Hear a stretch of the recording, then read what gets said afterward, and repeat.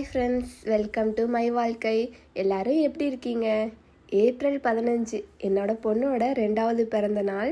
இப்போ தான் பிறந்த நாள் கொண்டாடின மாதிரி இருந்துச்சு. அதுக்குள்ளே 1 வருஷம் ஆயிடுச்சு. இந்த ஏப்ரல் மாதம் தான் என்னோட பிறந்த நாள், எங்கள் அப்பா பிறந்த நாள், இப்போ என்னோட பொண்ணோட பிறந்த நாளும் வருது. குடும்பத்தில் இருக்க ஒவ்வொருத்தரும் ஒவ்வொரு வாரத்தில் பிறந்திருக்கோம். ஹர்லினுக்கு பிறந்த நாள் சிம்பிளாக ஒரு பீச்சில் போய் தான் செலிப்ரேட் பண்ணியிருந்தோம். ஆனால் அதுவுமே ரொம்பவே ஹாப்பியாக தான் இருந்துச்சு. இப்போது செகண்ட் பர்த்டேவையும் வீட்டில் வச்சு அப்பா அம்மா அத்தைன்னு எங்கள் வீட்டு ஆட்களை மட்டுமே வச்சு அதே மாதிரி சிம்பிளாகவே பண்ணிடலான்னு தான் 2 பேருமே யோசித்தோம்.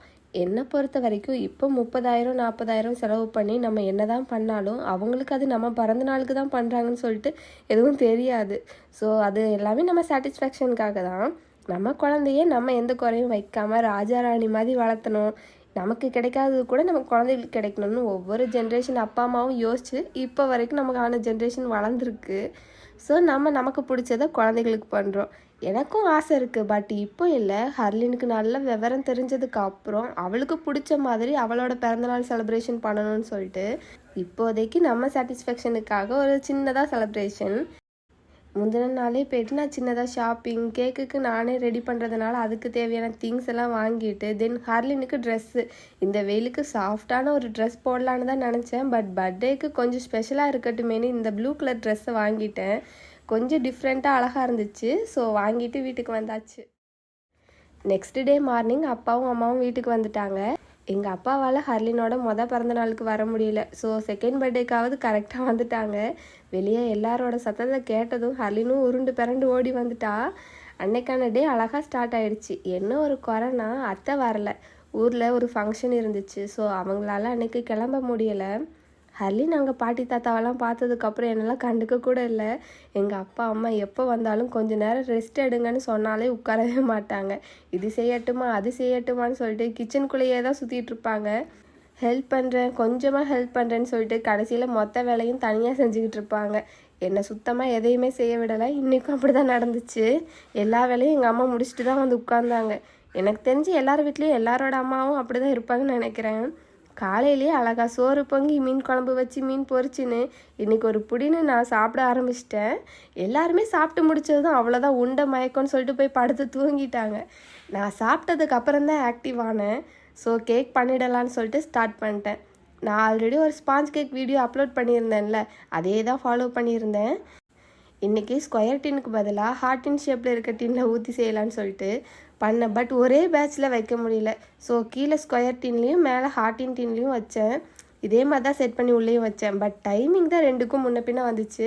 பட் கரெக்டாக வச்சுட்டு எடுத்துட்டேன். அதுக்கப்புறம் அதை ஆற வச்சிட்டேன். ஈவினிங் டைம் தான் கேக் டெக்கரேஷன் பண்ண எடுத்தேன். இன்றைக்குன்னு பார்த்து எங்கேயுமே விப்பிங் க்ரீமே கிடைக்கல. ஸோ பட்டர் க்ரீம் ரெடி பண்ணிடலான்னு செஞ்சேன். ஆனால் விப்பிங் க்ரீமை விடவே சூப்பராகவே வந்துருந்துச்சு.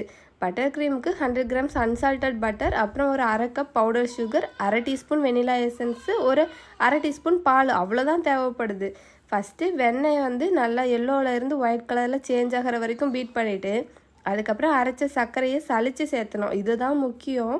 அப்போ தான் நல்லா க்ரீமியாக கிடைக்கும். இதை பீட் பண்ணும்போது 1/2 டீஸ்பூன் வெனிலா எசன்ஸும் 1/2 டீஸ்பூன் பாலும் சேர்த்து நல்லா பீட் பண்ணோன்னா அவ்வளோதான், அழகாக ரெடி ஆகிடுச்சு. அப்புறம் கேக்கை லைட்டாக ட்ரிம் பண்ணிவிட்டு க்ரீம் அப்படியே ஸ்ப்ரெட் பண்ண ஆரம்பிச்சிட்டேன்.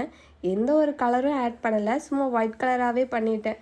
சிம்பிளாக தான் பண்ணியிருந்தேன். பைப்பிங் பேக்கில் கொஞ்சமாக க்ரீமை வச்சு மேலே மட்டும் சிம்பிள் டிசைனாக கொடுத்து முடிச்சிட்டேன். அப்புறம் நேம் எழுதும் போது தான் கொஞ்சம் காமெடி ஆகிடுச்சு. பேனால் எழுதினாலே குடல் மணலாக போகும். இது எழுதி எனக்கு ஏகபோகமாக போயிடுச்சு. சரின்னு என்னோடய ஹஸ்பண்டை கூப்பிட்டு எழுத சொன்னால் எனக்கு மேலே எங்களோட கைவண்ணத்துலேயே கேக் டிசைன் ஒரு மாதிரி மாறிடுச்சு. பட் இருந்தாலும் வெளியே காசு கொடுத்து வாங்குறதுக்கு நம்மளே பண்ணும்போது ஒரு வித சாட்டிஸ்ஃபேக்ஷனோட கொஞ்சம் ஃபன்னாகவும் நல்லா இருந்துச்சு. ஃபைனலாக எல்லாத்தையும் முடிச்சுட்டு ஃப்ரிட்ஜில் வச்சிட்டேன். நெக்ஸ்ட்டு டெக்கரேஷன் பண்ண ஆரம்பிச்சிட்டேன். இன்றைக்கி என்னோடய ஹஸ்பண்டுக்கு ஒர்க் ஃப்ரம் ஹோம். ஸோ அதிகம் எதுவும் செய்ய முடியல. பட் அப்பப்போ அவங்களால முடிஞ்ச வேலையை கொஞ்சம் கொஞ்சமாக எனக்கு செஞ்சு கொடுத்துட்டு தான் போயிட்டு இருந்தாங்க. ஹர்லின் அவ்வளோ நேரமும் அழகாக பாட்டி தாத்தா கூட விளையாடிட்டு இருந்தா. பட் நாங்கள் பலூனை ஊத ஆரம்பித்தது தான் உடைக்கிறது பிக்கிறதுன்னு சொல்லிட்டு அதுக்கு மேலே எதையுமே செய்ய விடலை. ஓரளவுக்கு டெக்கரேஷன் முடிச்சுட்டு அப்படியே ஹர்லினையும் ரெடி பண்ணிட்டேன். ஹர்லின் இந்த ட்ரெஸ்ஸை போட மாட்டான்னு தான் நினச்சேன். ஏன்னா வாங்கிட்டு வந்த அன்னைக்கு போட்டு பார்த்தேன். ஆனால் அவள் போடவே விடலை. அதையும் மீறி போட்டதுக்கு கலட்டி கீழே தூக்கி வீசிட்டு போயிட்டா. சரி இன்னைக்கு ஒரு லாஸ்ட் ட்ரையாக போடலாம், போட விட்டானா அது போட்டு விடுவோம், இல்லைன்னா வேறு ட்ரெஸ் மாற்றிடலான்னு தான் நினச்சேன். பட் போட்டதுக்கப்புறம் அழகாக அதை போட்டுட்டு சுற்றிட்டு இருந்தா, எந்த ஒரு ரகலையும் பண்ணாமல் கரெக்டாக அழகாக இருந்துச்சு. அந்த ட்ரெஸ்ஸு பார்க்கவே அவளுக்கு க்யூட்டாகவும் இருந்துச்சு. ஸ்ட்ரைட்டாக போட்டதும் அவங்க அப்பா கிட்ட தான் கொண்டு போய் காமிச்சிட்டு நின்றுட்டு இருந்தா. ஆனால் என்னென்னா ஒரு 2 பேருக்காக வெயிட் பண்ணி அவளுக்கு தூக்கம் வர ஆரம்பிச்சிருச்சு. ஸோ அரை தூக்கத்துலேயே தான் உட்காந்துட்டு இருந்தா. வேறு யாரும் இல்லை, என்னோடய தங்கச்சியும் குழந்தனும் தான். அவங்கள பார்த்ததும் தான் வந்த தூக்கம் அப்படியே ரிவர்ஸில் போயிடுச்சு. ஸோ இனி டக்குன்னு கேக் வெட்டிடலான்னு சொல்லிட்டு நான் எடுத்து வச்சிட்டேன். ஹர்லினும் கேக்கை பார்த்ததுக்கப்புறம் அப்படியே நல்லா சிரிச்சுட்டு கேக் வெட்ட ரெடி ஆகிட்டா.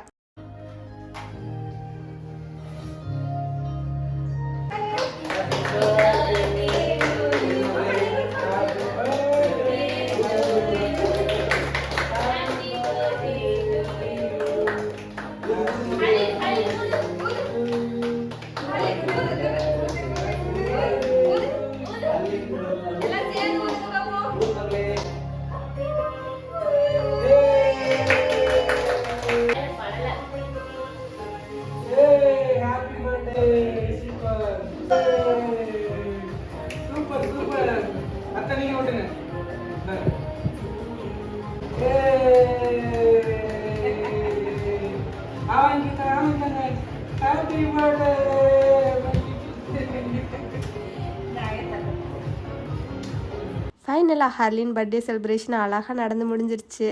எங்களோட செலிப்ரேஷனில் கலந்து கொண்டவங்க எல்லாருக்கும் என்னுடைய நன்றி. நெக்ஸ்ட் வீடியோவில் பார்க்கலாம். பாய் பாய்.